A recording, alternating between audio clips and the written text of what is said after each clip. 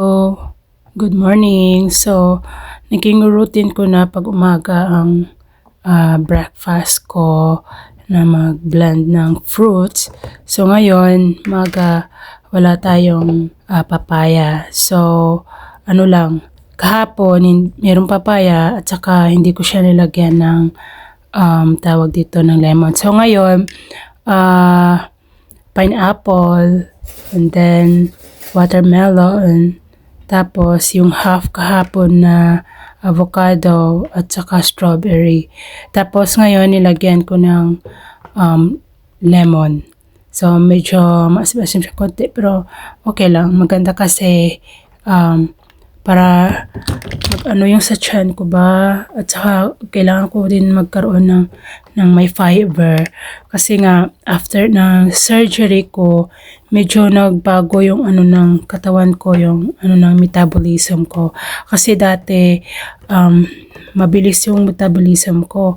So after talaga ako kumakain yan, nagbabawas ako. So ngayon parang after ng surgery ko, after surgery ng tympanoplasty, parang nag-iba siya.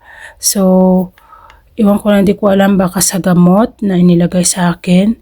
So, kasi parang nag-alala ako kasi mga 2 days na hindi ako nagbawas.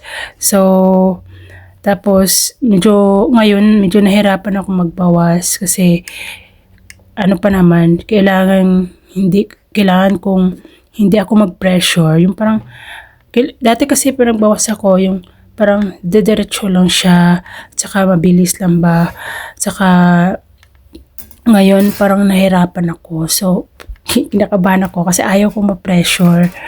At saka yung tainga ko ayaw ma-pressure. Ayaw ko din ma-mess up lahat yun. Yung mga na operation sa loob ng tainga ko. Kasi, syempre, gusto ko man naman mag-umaling, diba?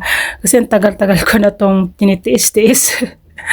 Ay nako, matagal ko na itong treaties na lagi ako nagbabahing, tapos maya-maya may infection na naman yung tainga ko. Ay, ang hirap. Kaya nung sa Pinas ako at saka sa Thailand, feeling ko para akong may sakit. Lagi ako nakakasakit dahil dito sa infection na yon. So, nung time na yun sa Thailand ako, sa isang buwan talaga ay magkaka-absent talaga ako kasi nga pag nagbahing ako, ayan, ano na naman yung tainga ko, parang nabibingi ako, parang kulob sa loob. Tapos nagbabasa siya, nagkakaroon ng infection. Tapos napunta na naman ako ng hospital, bibigyan na naman ako ng antibiotic, drops para tumuyo lang siya. Meron nga doon na doktor doon sa Thailand ba? Oh, yan. Sabi niya, maghilom lang daw siya, lagyan lang daw siya ng eye drops, tapos yung mga gamot pa kung damdami ko pang iniinom ng mga gamot, mga antibiotic. Tapos sabi ng doktor, maghilom na siya ng sarili niya, tapos baka lumiit yung butas. So, yun na sabi. Pero nandito, yung tinanong ko dito, yung doktor dito, sabi nila hindi talaga yun magkipot. Tawag dito, hindi talaga liliit. Mas lalong lumaki yun pag palagi na infection yung tainga ko. Kasi nga guys, every time na magbahing ako or mag-sneeze, kasi meron akong allergy rhinitis, tapos magsinga ako, yung pressure ng singa ko, kasi pag nagsinga ko sobrang lakas talaga. So pag nagsinga ako, sobrang lakas, na apektuhan pala yung aking eardrums. Okay, so pag lagi ako nagbahing, sisipon ako, naubo.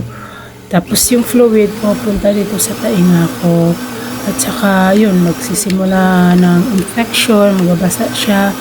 So, kakaroon siya ng bubble sa loob. So, kaya minsan, hindi ako makakarinig. Pero hindi naman siya sumasakit. Ano lang talaga siya, hindi lang talaga ako makakarinig talaga na maayos. Yun yung problema ko. So, yun, pasalamat ako na nandito ako. Nasusolve na lang yung pinaproblema ko na matagal pa. Kasi dati ko pa ito yung sabi ko paano tumawala yung infection kasi pabalik-balik yung infection. Delikado kasi guys pag na-infection yung tainga natin. So, pati yung eardrums natin maapektuhan. Kaya yung eardrums ko, guys, kaya nagkaroon ako ng templano. I don't know how to pronounce it. dahil sa infection, tympanoplasty, dahil sa infection, lalo din magkakabutas yung eardrum. So, yun po yung nangyari sa akin. Saka, bawal din ako mag-swimming, bawal ito mabasa yung tainga ko. So, kaya kayo dyan, ingatan yung mga tainga nyo para hindi kayo mamumblema sa tainga nyo. Kaya hanggang dito lang, guys. Thank you for watching. Bye!